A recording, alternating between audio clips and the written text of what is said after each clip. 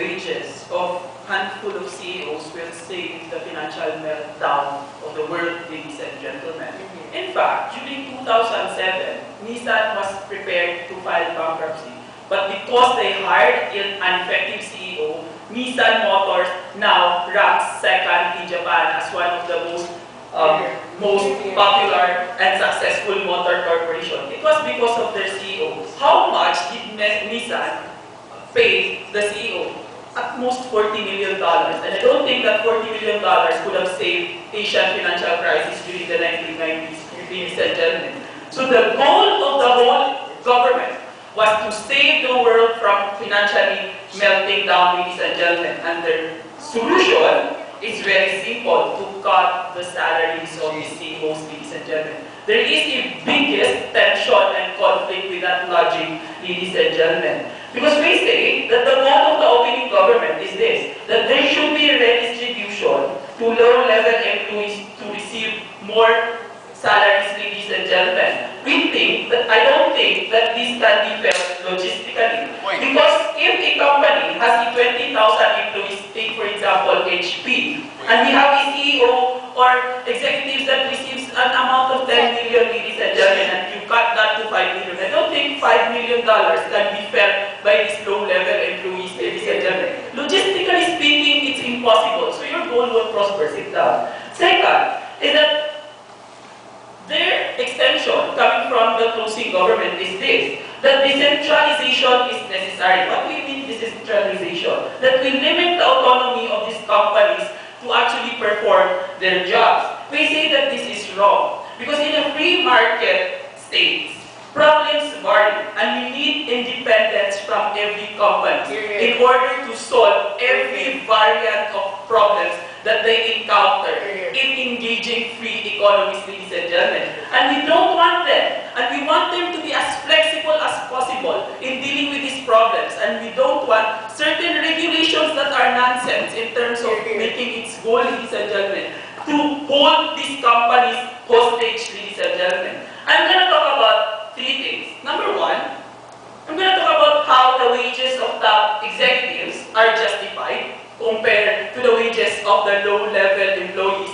which Mara tries to defend in this debate. Sit down. Number two, I'm going to talk about why overcompensation is sometimes necessary to make the economy going or evolving and even survive in financial meltdowns, ladies and gentlemen. And number two, I'm going to discuss about why face value is important and why overcompensation is justified on that level.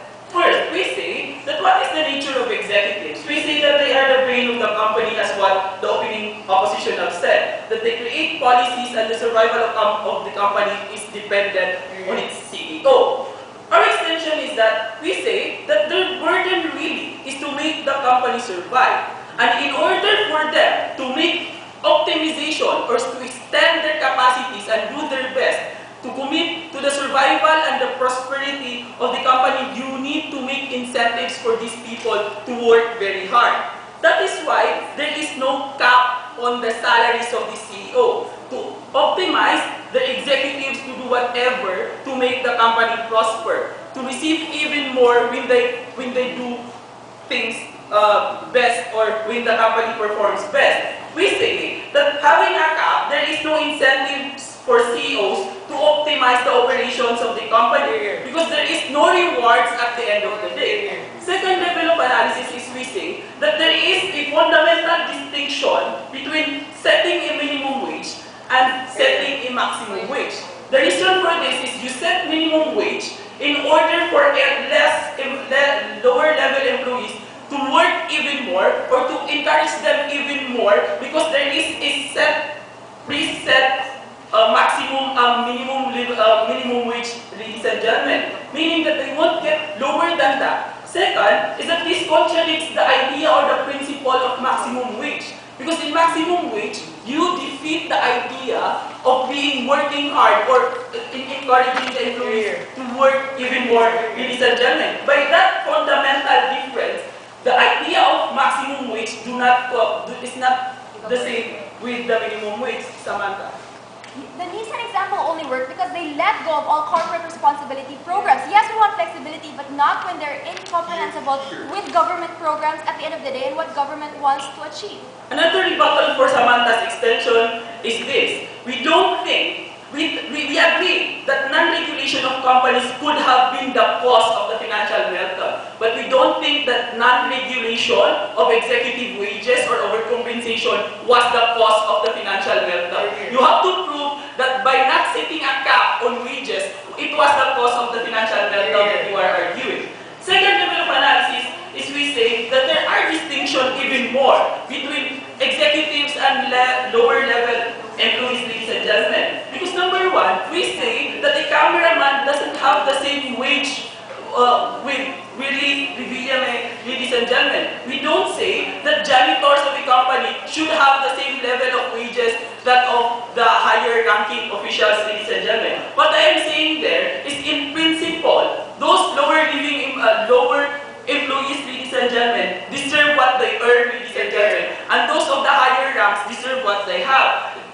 Considering their educational background, their experiences, their expertise to the job, ladies and gentlemen, which is very justified in this debate, ladies and gentlemen. We also say that overcompensation is justified when the value or the existence of an entity is dependent to the face of that one person, ladies and gentlemen. I am making an example of Huawei. I don't think that Pokwang or other hosts could have achieved what Willie Revillame achieved or what could have profited when they have Willie, ladies and gentlemen. That is why we say that it is justified to overcompensate Willie when the existence of the show is dependent to his face value. Second is we say that overcompensation is actually good in a capitalist free market because production or creation of mega-rich personality on communities is necessary. Overcompensation makes people spend money. You make money circulate even more, ladies and gentlemen. That is the reason why economies such as in France, Italy, and Dubai continues to prosper because rich people who receive too much compensation in their companies spend for these countries. But we say that overcompensation in this sense is necessary to maintain the afloatment of the economy. And by that, we extend.